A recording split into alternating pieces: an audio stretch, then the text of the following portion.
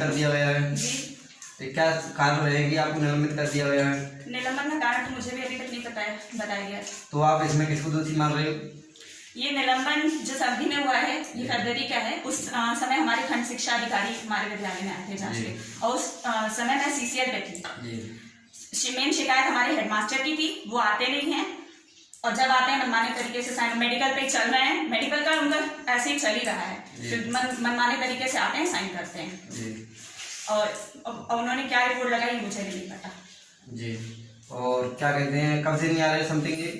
ये मैं जब से ज्वाइन कर रही हूँ तब से उनका ट्रैक रिकॉर्ड तो यही रहा है, मनमाने तरीके से आते हैं। बाकी फरवरी से उनका मेडिकल का चल रहा है। अगर आपने पिछले फरवरी 19 से। आपने कभी फोन पर बात की है किससे? जो प्रधान अध्यापक है उनसे? जी।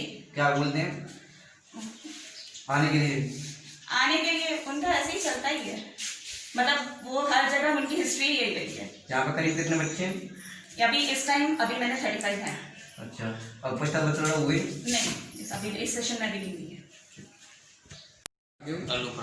अच्छा, ये बताइए यहाँ पे जो दिलीप चाची है करीब कितने दिन से नहीं आए? वो ना आए एक दिन। अच्छा, कितने दिन? मात्र एक दिन या 2 दिन मांगने, फिर 6 महीना में फिर आए। आपने कभी शिकायत की? शिकायत करिए 3 बार जांच हुई और जांच में कोई हुई ना हुआ बार। अच्छा, तो वहाँ पे मतलब ADM साहब यहाँ जांच की है तो वो कंप्लेंट की है तो उसका कोई वो नहीं आ रहा? जांच करके आए हैं, जांच कर लेंगे, कोई कंप्लेंट ना हुई, क्या मतलब ये? तो आपको कुछ वो नहीं मिला इसका? ना।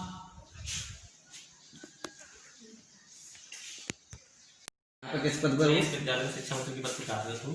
अच्छा, आप ये मैडम निलंबित हुई है, इसके बारे में आप क्या कहना चाहोगे?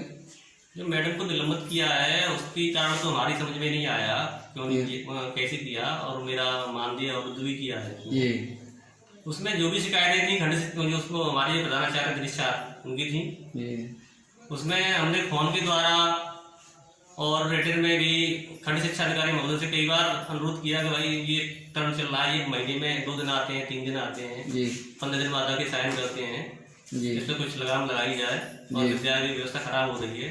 उन्होंने उस चीज़ पर कोई ध्यान नहीं दिया, और फिर ऐसे चलता रहा, हम लिखित में देते रहे। फिर हमने जाके मुख्य विकास अधिकारी, जिलाधिकारी आया, उनकी यहाँ शिकायत की, उसकी जांच होने के लिए आई। यहाँ पर जांच भी हमारे BDO साहब आए थे, उन्होंने जांच की थी। BDO सैया उनका हमारे यहाँ ध्यान में रिक्त था पद, तो उन्हीं का चार्ज था केदारगढ़ का, तो यहाँ वो भी यहाँ से जांच करके ले गए थे। उसके बाद फिर हमारे खंड शिक्षा अधिकारी एक दिन, और एक खंड शिक्षा अधिकारी और थे साथ में जी, वो भी आए थे, उन्होंने भी जांच की। उन्होंने रजिस्टर में देखा, पॉइंट लिख के ले गए। ले जाने के बाद वो मैटर को शांत हो गया, हमने उस पर ध्यान नहीं दिया। अब जब लेटर आया तो हम जानकारी इस पर कार्रवाई तो उल्टी कर दी गई।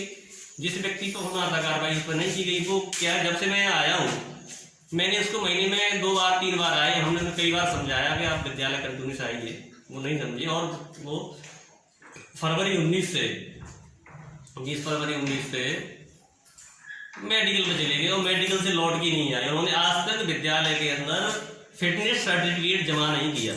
अच्छा, हमें ये जानकारी मिली है कि साल बस पूरी जो सर्विस होती है उसमें बस 365 दिन का ML मिलता है। मेरी जानकारी में भी यही है कि 365 दिन के लिए मेडिकल मिलता है। और उनकी तो शायद हमारे विद्यालय से आने से पूर्व भी 2 विद्यालय में रहे हैं, प्राथमिक विद्यालय मुक्तागढ़ और प्राथमिक विद्यालय सरायडा 2 में।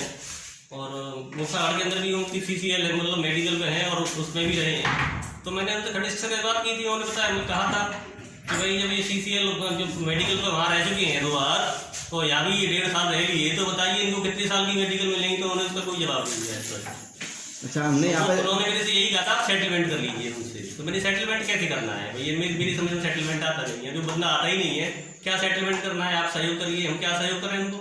जब वो विद्यालय ही नहीं आते सहयोग कैसा करेंगे? मतलब जो ब्लैंक कॉलम होते हैं, खाली कॉलम छोड़ते हैं, तो उनको खाली कॉलम छोड़ देते अच्छा करा लें, ये सहयोग करें उनका जी। तो उन्होंने स्पष्ट नहीं कहा कि आप अपनी तरफ से सोच लीजिए। नहीं, मैं नहीं सोच सकता भाई, मेरे यहाँ तो आते हैं तो वो साइन करें, नहीं आते हैं तो जो अनुपस्थित है या जो मेडिकल पे है वो लिखा जाएगा।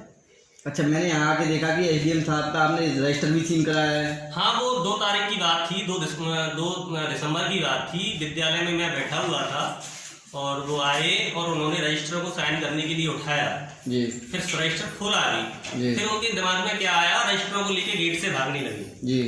मुझे मालूम था ये पूर्व विद्यालय के प्राथमिक सरेंडा में भी चोरी कर चुके हैं रजिस्टरों की जी। तो मेरी पहली निगाह थी, क्योंकि भाई मैडम सीसीएल पे थी जी।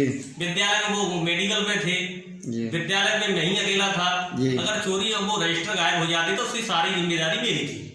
तो मैंने तुरंत उनके हाथ से रजिस्टर को छीना और छीन के मैंने रजिस्टर को कब्जा किया और इतने में ही उस गांव के लोग आ गए जो हमारे केपी सिंह हैं, अभी गए हैं यहाँ से जी, वो भी केपी सिंह आ गए, उन्होंने सबसे बात हुई। उसके बाद उनको हमने कहा आप रजिस्टर लीजिए, हमें लिखित कर दीजिए, तो उन्होंने रजिस्टर नहीं लिए और वो अपने मोटरसाइकिल से चले गए।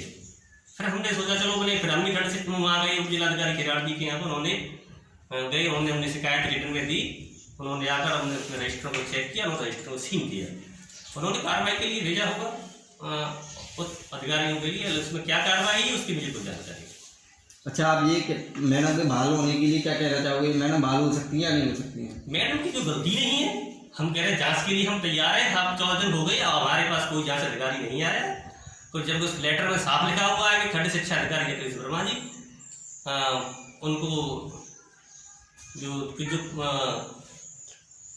जाएं और जांच करें, उनको आरोप पत्र दें, और न तो हमें आज तक कोई उसका लेटर की प्रति दी गई। जो भी लेटर मिला हमें व्हाट्सएप के माध्यम से मिला, न हमें सस्पेंड का लेटर दिया गया, नहीं हमारे यहाँ हमें उसकी जो प्रति दी आरोप पत्र की प्रति दी गई, न कोई जांच अधिकारी आया हमारे यहाँ। आज 14 दिन हो चुके हैं, कल का अंतिम दिन है और समय पूरा हो रहा है, लेकिन फिर भी कोई नहीं आया।